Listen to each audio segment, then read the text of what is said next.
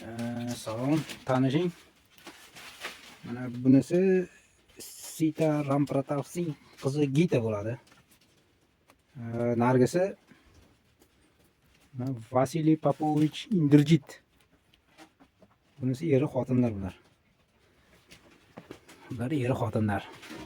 Eri qochib ketdi, uyaldi. Xotini uyalmaydi. Bezbet. Qani.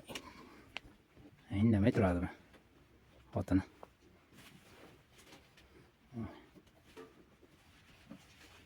Bu ikkalasi eri xotinda. O'tgan turmush qurgan. Buni ikkinchi eri bo'ladi. Hammani ikkinchi xotini bo'lsa, buni ikkinchi eri bo'ladi buni. O'tgani boshqa eri bor edi. U erini tashib ketdi. Eri bechara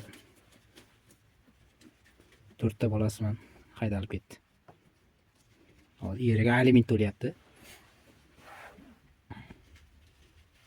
Ish qilib nima bo'lsa ham yaxshilikka bo'lsin.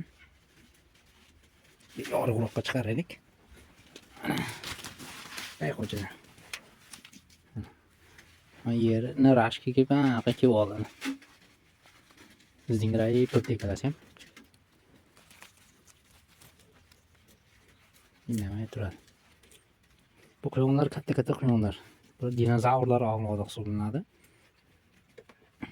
Sababi mana orqa oyog'i katta, oldingi oyog'i kichkina bo'lgani uchun bu dinozavrlardan qolgan avlod hisoblanadi. Indamay yashab yuribdi. O'tgan yil rosa ko'p edi. Qafaslar ichi to'la quyonlar edi. Mana shu quyonni bolalari edi-da. Mana bu yoqda ham qafas bor, mana bu yoqda ham qafaslari bor. Hammasi to'la qafaslarda to'la quyonlar edi. Yer ham to'la edi. Ishlarim ko'payib ketib, quyonlarga qarashga vaqt bo'lmay qoldi. Tug'ish kamaydi, bu yoqdan sotdik, so'ydik, xullas shunaqa bo'lib kamaytirib 2 dona quyon qoldi. Buni kundoshi ham bor edi, kundoshi ham yo'q bo'ldi. Hozir bir o'zi qolgan. Maza qilib yashayapti. Kundoshdan ham qutuldi, ish qilib.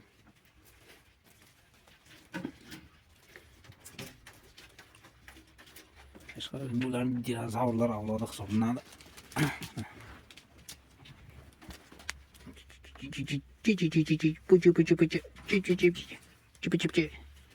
Indrajit ering qani? Uncha qochib ketadi Indrajit. Eringni bilasan qo'rqitib qo'yganmisan. Bularni ham shu bu yil endi tug'sa, menimcha tug'adiganga o'xshayapti.